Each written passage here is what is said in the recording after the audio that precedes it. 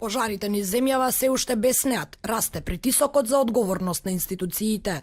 Екипите на сите надлежни служби се на терен, но не можат да се справат со пламените јазици кои се шират низ земјава. Владата со нови мерки како резултат на сомнежот дека пожарите се подметнати. Освен забраната за движење во шуми, од денеска забранета и продажба на опожарено дрво. Сепак останува главниот проблем – неможноста на институциите да се справат со огнените стихии. Министерот за земјоделство, шумарство и водостопанство Љупчо Николовски при проверка на теренот истакна дека неуспехот да се изгаснат пожарите се должи на лошата координација помеѓу институциите. Николовски најави системски промени, но не кажа кога точно ќе бидат повикани на одговорност челните луѓе во институциите.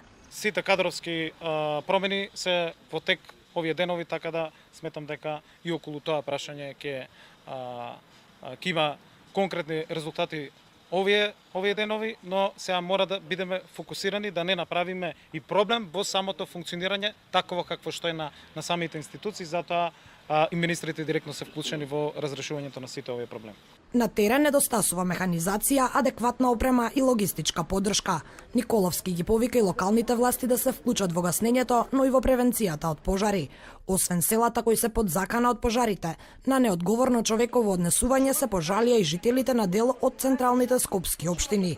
Жителите на Карпош велат дека секоја вечер долж шкеот на Вардар некој пали гуми, акумулатори и сличен материјал кој го загадува воздухот. Граѓаните сами се организираа и во тек на ноќните часови направивме патроли во зоните на ризик и установивме дека навистина загадување постои и истите загадувачи ги пријавивме. За жал повторно без ефект и одговор од надлежните. Се надеваме дека нема да се исцрпат сите демократски и цивилизирани инструменти и начини на разрешување на ова прашање. Во спротивно, доколку изостане реакција од општината и од надлежните, тука вклучуваме и Државната инспекција за животна средина, нашиот протест ќе продолжи се до конечно разрешување.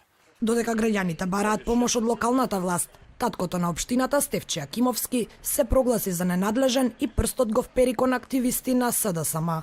Тоа СДСМ знае најдобро кој ги пали гумите акумулаторите. Ако има такви што палат, има полиција, ние не сме полиција. За подметнатите пожари на планините, но и за загадувачите низ градските општини, повикано е и Министерството за внатрешни работи. Полицијата веќе доби една снимка на која се гледа подметнување пожарна матка, но се уште никој не е санкциониран.